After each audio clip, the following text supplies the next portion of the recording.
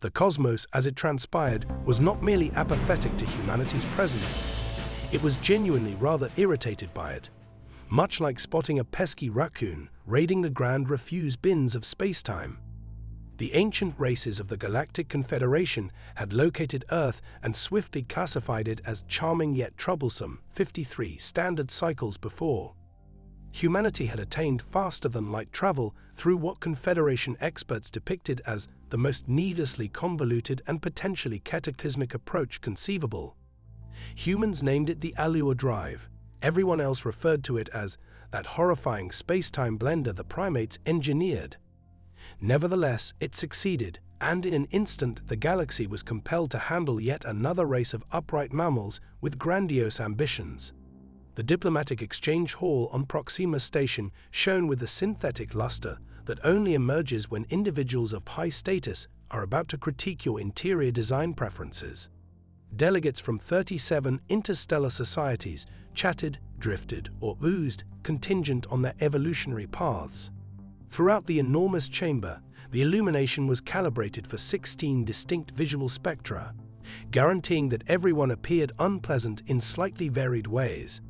And so I mentioned to the Kazka-Thick ambassador, droned a gelatinous envoy from the methane-inhaling Bovian collective, that if they wished to claim mining entitlements in the Epsilon cluster, they would need to supply at least 3 additional interpretive dance exhibitions clarifying their cultural connection to mineral harvesting. Earth's ambassador, now renamed Ambassador Carter, maintained a professional grin while mentally estimating how many beverages would be deemed appropriate at this gathering, and offered a polite nod. Such was diplomacy, smiling through transparent absurdities while attempting to avert an interstellar war. Carter had perfected what experienced negotiators labeled the nod and hold, a tactic mostly honed during parent-teacher discussions and now deployed across the void. Intriguing, Carter responded, having mastered the talent of sounding engaged while the mind drifted elsewhere. The Confederation's focus on artistic expression as an aspect of resource assignments continues to be enlightening. What Ambassador Carter did not verbalize was that a majority of humans considered the Confederation's administrative system a dreadful fusion of the DMV, tax season, and a hypercritical book club, all rolled into one cosmic prank. However, humans had quickly learned, in Rome, do as the Romans do. In a galaxy of technologically superior species, smile and act as though their methods make sense. This careful ballet of political niceties would have continued indefinitely if the Verloc had not decided, at precisely that instant, to proclaim their newest pacification operation. The holographic display materialized at the center of the hall, prompting several drinks to spill and at least one methane breather to release a startled burst of combustible vapor. The towering chitinous figure of High Commander Donovan of the Vlox Dominion appeared, mandibles clattering with what in their species amounted to delight. "Attention, refined beings of the Confederation," the insectoid leader declared, the voice translator struggling to mask the underlying clicks. "The Dominion is thrilled to report that we have successfully subdued the unruly human outposts in the Teti region. Their feeble defenses were insufficient, as anticipated from such a rudimentary species." Silence descended on the room. Even the ceaselessly bubbling Bovian diplomat halted its gurgling narrative. Every eye, optical sensor, and sensory appendage swiveled toward Ambassador Carter. "Pardon me," Carter spoke, the voice cutting through the sudden stillness with striking clarity. "Could you elaborate on what you mean by subdued?" Commander Donovan's compound eyes glinted with a blend of scorn and amusement. "Is the human translation module malfunctioning? We have neutralized your stations, removed them. They were obstructing appropriate exploitation of assets advantageous to higher civilizations." "Those were civilian settlements," Carter returned, still retaining that polite grin, now seemingly frozen in place, with families, children, exceeding 30,000 individuals. Commander Donovan waved a clawed limb dismissively. Yes, quite unfortunate, but the Dominion filed document CR 7291 bits to utilize these underdeveloped zones with the Confederation Resource Management Division. It was endorsed last cycle. "We never received notice of any such filing," Carter stated. A gangly bureaucratic Fexon shambled forward, 7 of its dozen limbs clutching assorted data panels. In truth, the notification was duly delivered to Earth's central relay, compliant with Confederation Protocol Section 947, Line 32, Subline 2. It specifically states that every member species must review their assigned communication terminal at intervals not exceeding every 73 standard hours. That's 3 Earth days, Carter translated. You transmitted a bulletin indicating you intended to attack our settlements and allowed us 3 days to uncover it, presumably buried under 177,000 other documents. Procedure is procedure. The Fexon sniffed, or produced a noise akin to a sniff via its respiratory spiracles. The Verloc adhered to valid protocol. Carter surveyed the hall, marking how many attendees nodded along with the Fexon. 53 years of abiding by the Confederation's Byzantine laws, of behaving politely as newcomers, of politely chuckling at jokes that were never amusing, and pretending that submitting forms in triplicate was a sensible method for conducting interstellar relations. Abruptly, it all felt like a cosmic prank on a grand scale. This constitutes the 3rd human colony the Vlogs have subdued in recent months, Carter declared, the voice now stripped of any feigned politeness. Each time you invoked bureaucratic cover, each time we submitted protests through the right channels, each time those grievances got lost or postponed by red tape. Commander Donovan's mandibles clicked quickly in the equivalent of laughter for their kind. Maybe if your species were more proficient in maneuvering through advanced systems, you wouldn't find yourselves so disadvantaged. Evolution favors those with administrative prowess. Ambassador Carter slid a hand into a pocket and extracted a compact communication device. One press of a button established a secure link to Earth's Consolidated Defense Authority. Carter had no intention of preserving discretion. This is Carter, Diplomatic Clearance Alpha 79er, submitting authorization code Omega Protocol. The Verloc have obliterated Teti, confirmed civilian casualties exceeding 30,000. This follows the strikes on Epsilon Eridani and Praean outposts, requesting immediate initiation of Measure Barbarossa.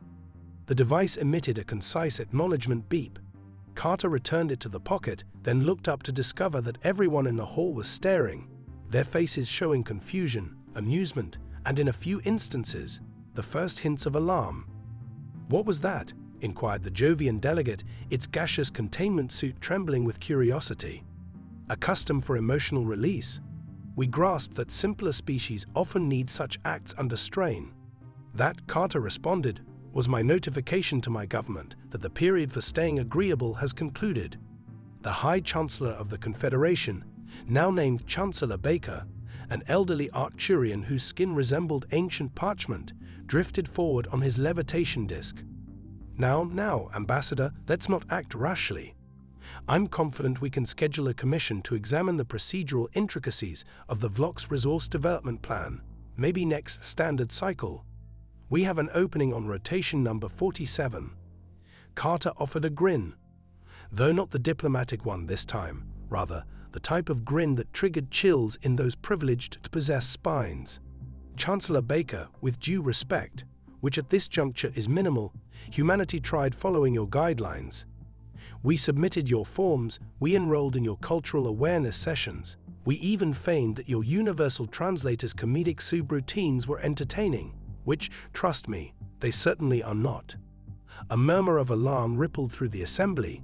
However, Carter proceeded, you have confused our civility for fragility, our forbearance for incapacity, our self-control for restriction. Let me clarify our official response to these assaults.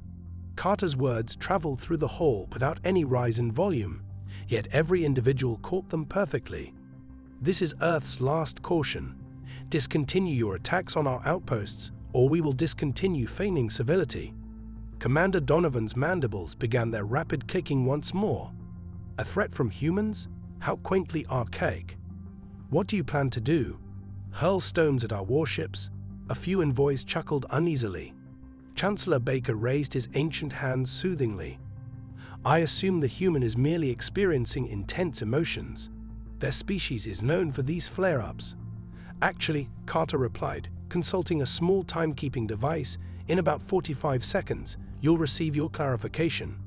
As if on cue, the giant holographic panels across the diplomatic exchange hall flickered, security overrides engaging while every broadcast channel in the station was simultaneously tapped. The face of a stern-looking human in uniform appeared on every display.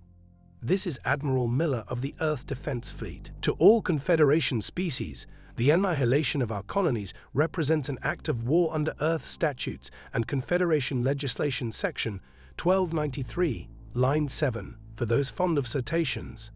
We sought diplomatic compromise via your processes, but without success.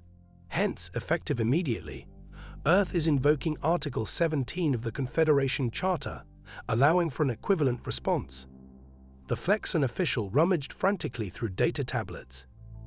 That article doesn't exist. I have memorized all 9,347 articles of the Charter. Examine the appendices, Carter suggested mildly.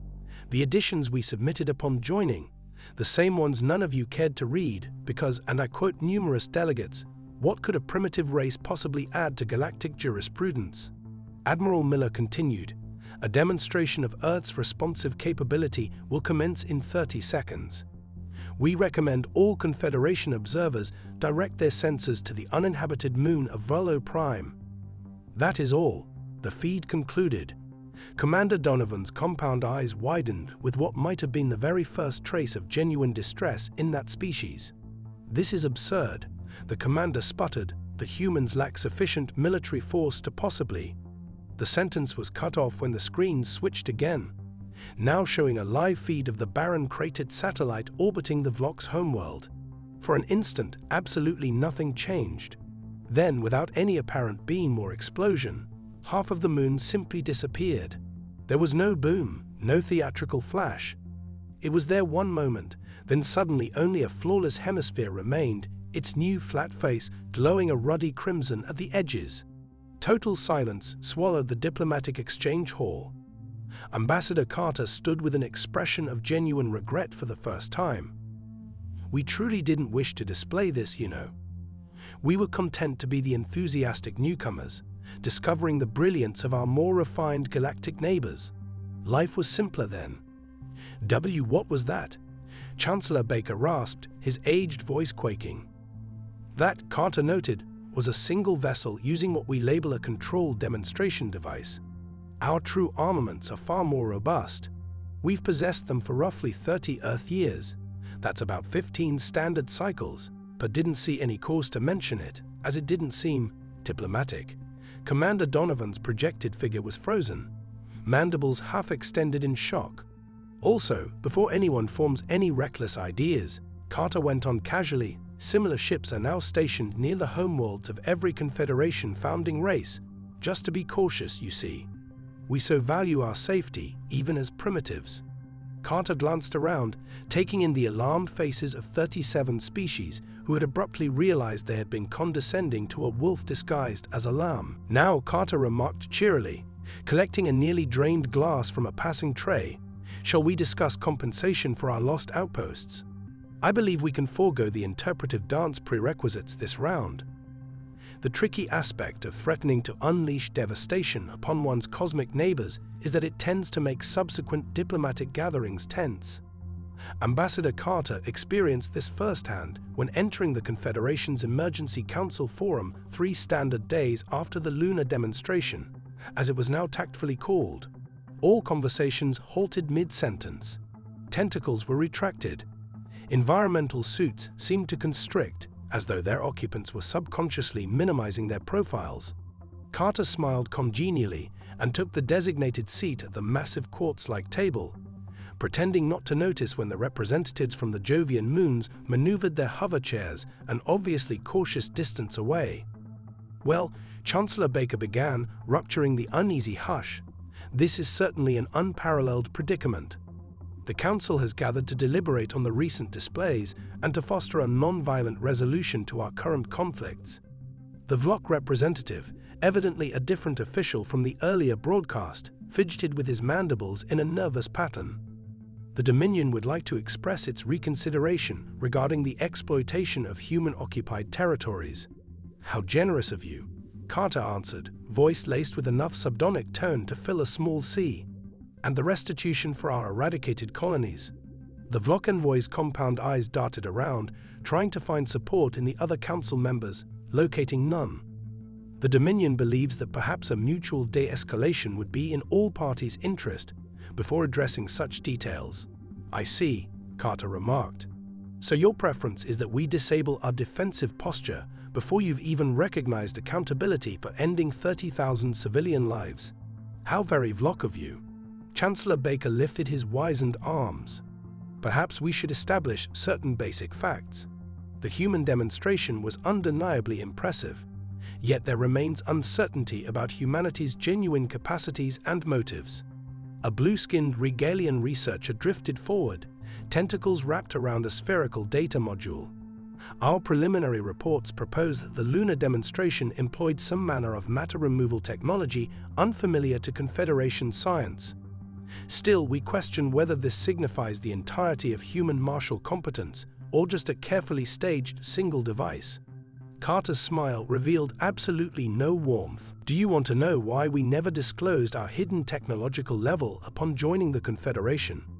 It wasn't dread or scheming, it was straightforward politeness. When one is invited to a banquet, one doesn't begin by flaunting one's superior speed, strength, or intellect. It's impolite. The Regalian's tentacles twitched, presumably in offense. The Confederation's technological evaluation protocols are exceptionally meticulous. It seems improbable that humans could disguise substantial breakthroughs. Your protocols, Carter countered, mostly focus on propulsion, communications, and energy generation. You never specifically inquired about our background in weaponry development. After all, why would a primitive species offer anything noteworthy about destruction? This is preposterous, snarled a delegate from the Elernian expanse. You deliberately missiled the Confederation. Did we, though? Carter leaned forward, elbows perched on the table. We delivered every required form, joined every compulsory tech exchange, and disclosed our advancements in medicine, agriculture, and ecological rehabilitation. Not once did we fabricate anything. We merely did not volunteer information you never directly requested. Such an omission defies the essence of Confederation membership, Chancellor Baker insisted. Does it? Carter arched an eyebrow. Interesting standpoint. Tell me, Chancellor Baker, when did you plan on telling Earth about the secret biological labs in the TOA quadrant, the ones researching race-specific pathogens? Or shall I act as though we are also unaware of those? An outburst flooded the council, packed with denials and outraged cries, plus the recognizable sound of multiple translation devices crackling under the overload of simultaneous yelling. Carter waited placidly for the furor to ease, inspecting fingernails with theatrical indifference. When relative quiet returned, Carter addressed them in a measured tone. Let's skip the staged indignation, shall we? Earth has no interest in Confederation political intrigues, succession quarrels, or resource disputes. We simply want to exist without having our colonies obliterated because some species filled out the proper paperwork. What precisely do humans seek? Chancellor Baker asked, abruptly looking every bit his 3 centuries of age. An immediate end to all aggression against human settlements, full restitution for the lives and resources annihilated, and official acceptance of Earth's protective boundary, including every system we currently inhabit. The Vlok officials' mandibles fluttered in a pattern reminiscent of uneasy laughter. And if these demands are refused, more demonstrations. As if prompted by a script, Carter's communicator chimed. The ambassador glanced at it, the expression turning significantly more somber. It appears, Carter said slowly, that the Vlok's Dominion has just deployed an assault fleet toward our colony in the Prune region. Presumably, they think our lunar display was our lone trick. How disappointing. The Vlok representative went stiff, mandibles mid-click. That's impossible. I received no notice of any military mobilization. Amazing how aggravating it is when details don't reach you through the approved channels, correct? Carter gave a thin smile before turning to address the entire chamber. Members of the Confederation, I recommend directing your scanner arrays to the Prune system. You won't want to miss a lesson like this. The Council's central holographic projector activated, streaming a real-time view from Confederation surveillance hubs. 8 colossal Vlok dreadnoughts, with their characteristic needle-like silhouettes, were approaching the small human colony planet. "Those are Annihilator-class battleships," breathed the Rillian researcher. "Each is capable of turning a planet's surface into molten slag." "Indeed," Carter concurred, "they're quite formidable, aren't they?" The Dominion's pride, engineered to instill dread through the sector. "Absolutely colossal." Chancellor Baker swiveled anxious eyes toward Carter. "You appear remarkably unworried for someone whose planet is about to be devastated." "Do I?" Carter checked the device again. Impeccable timing. The defense squad has arrived. The Council collectively peered in, anticipating a massive human armada arriving to counter the Vlok threat. Instead, a solitary small craft popped onto the display, barely larger than a standard Confederation courier. Chuckles or local equivalents rippled throughout the chamber. "That's your defensive force," the Vlok envoy said, confidence evidently restored. "One tiny vessel versus 8 dreadnoughts. Perhaps humans remain as backward as we assumed." "Size isn't everything," Carter responded mildly, "something your species might eventually discover. In fact, we have a saying back home. It's not the dog's physical dimensions in the fight, but the measure of fight in the dog." The translator had trouble with the idiom, triggering an array of puzzled murmurs. On screen, the diminutive human ship sped toward the Vlok formation, which organized itself into attack posture. The dreadnoughts unleashed a barrage of energy weapons, beams converging in a radiant display around the human craft. Not a single shot landed. The human vessel maneuvered with impossible velocity and exactness, easily dodging the combined fire of 8 capital ships. It slipped between energy blasts as though they crawled in slow motion, sometimes grazing so close to a dreadnought's hull it seemed to brush the surface. "Your targeting protocols are quite thorough," Carter casually remarked. "Comprehensive coverage. Unfortunately for you, they presume your target obeys the same physical laws your species comprehends." The Rillian researcher's tentacles flailed madly over scanning instruments. "This defies logic. The human ship is showcasing micro-jumps inside normal space. The power consumption alone would be astronomical." "Certainly," Carter agreed, "if one were employing orthodox propulsion. We stopped using those for warfare about 200 Earth years ago, long before making your acquaintance." On the display, the human craft completed another volley of unbelievable evasions, and then braked right in the midst of the Vlok fleet. For a moment, nothing transpired. Then tiny objects, barely visible, detached from the human vessel and zipped toward each dreadnought. "Missiles?" scoffed the Varar delegate. "Against shielding? So primitive." "They're not missiles," Carter corrected. "They're boarding teams." The chamber watched, speechless, as these miniature pods latched onto each dreadnought. Within seconds, the mighty warships ceased fire one after another, their engines going dark. "What's occurring?" Chancellor Baker asked, alarmed. Carter shrugged. "Our Marines are having a polite conversation with the Vlok crews about the notion of proportionate reprisal. I believe they're being rather convincing." As if to prove the statement, the chamber's communications flicked on, carrying a broadcast from the human vessel. "This is Captain Adams of the EDF Tenacity. All Vlok dreadnoughts have been secured with negligible casualties. Crews are now being placed in stasis for return to Dominion territory. Note that every weapon system, propulsion module, and navigational record will be seized for study. The ships will be guided back to Vlok space via remote piloting once their offensive capabilities are removed. Tenacity out." Once again, the Council fell into stunned quiet, punctured solely by the frantic clicking of the Vlok envoy's mandibles, sounding like a panic reflex. 8 dreadnoughts, the Rillian researcher finally murmured, disabled by a single vessel and a handful of boarding pods, without destroying them. How? Carter leaned into the seat, appearing genuinely at ease for the first time since arriving. "Our approach to warfare differs somewhat from the Confederation's norm. You assume that a bigger weapon equates to stronger security. We discovered otherwise in our own bloody past." "What do you mean?" Chancellor Baker inquired. We learn that genuine military superiority isn't about who can build the largest cannon or the toughest shield. It's about attaining your objectives with accuracy, resourcefulness, and, if possible, minimal fatalities. Carter gestured to the display, where the dreadnoughts were being methodically deactivated. You folks build armaments intended to obliterate. We create systems intended to disable, infiltrate, and control. You seek destruction. We pursue victory. They're not the same. This violates Confederation combat regulations, protested an elderly Alanian envoy. Capturing another species' battleships is expressly forbidden by Section 42, Line 19 of the War Conduct Code. Carter calmly finished, "Yes, we're cognizant. We're also mindful of the exception for vessels currently conducting unapproved assaults on civilian targets, Section 42, Line 22. Perhaps you should review your own bylaws more attentively." Chancellor Baker's floating disc hummed as it approached Carter. "These abilities you've unveiled signify a monumental rearrangement of power within the Confederation. Only for those who meant us harm," Carter answered. "To everyone else, nothing changes.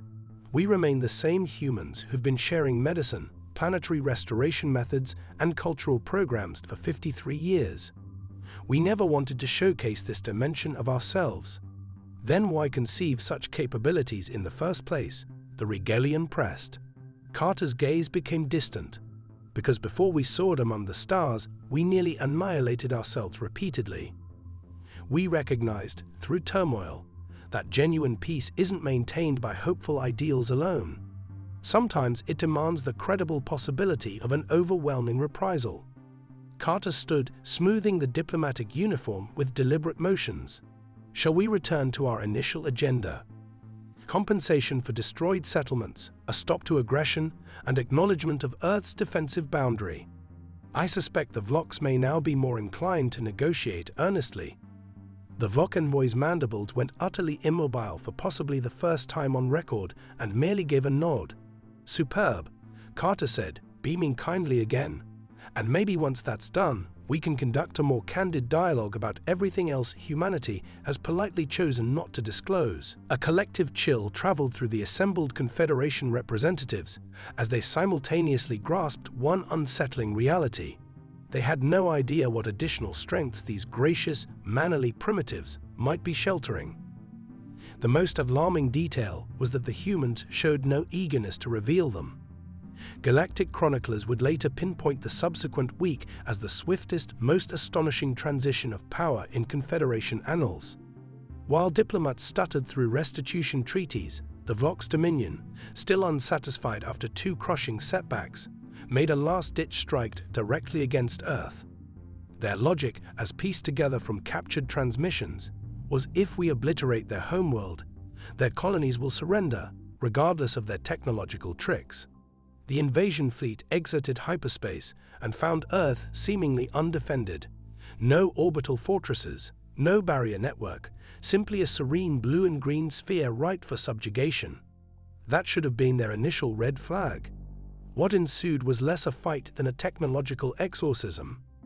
Earth's atmosphere itself appeared to animate, teeming with microscopic defensive drones that disassembled the Dominion vessels molecule by molecule. Weapon arrays simply deactivated. Navigation modules rerouted fleets into static orbits. The once fearsome armada dangled helpless in Earth's sky, subdued in under 3 minutes. As the Confederation Council observed in frightened awe, Carter sipped tea with vexing calm. "We refer to it as our planetary immune system," Carter explained mid-sip. "Developed following our 3rd global conflict. Quite effective, wouldn't you say?" When the Regalian delegate asked how such an apparatus could go undetected, the human's response was chilling. "We endured 5,000 years of almost continuous warfare on our planet. The previous century of peace is the anomaly, not the norm. We didn't advertise our defenses for the same reason you don't present a loaded firearm to a stranger. It's basic survival sense." Carter set the teacup down with a gentle clink.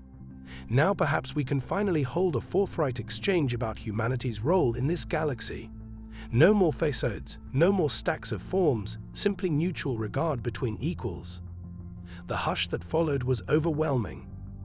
half a year after what had been tactfully labeled the Earth demonstration, the Confederation had been fundamentally altered. The bureaucracy endured, some elements transcend species, but dealings with humans had shifted radically. Astonishingly, the Vlogs became humanity's biggest allies. Their new ambassador gave a candid justification. The humans could have eradicated us. Instead, they sent back our forces unharmed along with a stinging reprimand. Such leniency merits admiration. When Chancellor Baker officially validated Earth's modified status within the Confederation, granting humans a permanent seat on the Security Council, he delivered an address containing a harsh admission. We confused their courtesy for frailty, their tolerance for naivety, and their restraint for inability. Our greatest shortcoming wasn't underestimating human science. It was failing to grasp that their civilization was not a mark of naive advancement, but a deliberate decision by a species that had already mastered brutality. Ambassador Carter accepted the station with customary grace, even arriving with a symbolic gesture. A tiny enclosure featuring an Earth rose alongside a cluster of weeds. Civilization and barbarism, Carter explained, bloom from the same soil. We just choose which one to nurture. The Confederation delegates applauded anxiously, all suddenly very enthusiastic about keeping themselves thoroughly watered.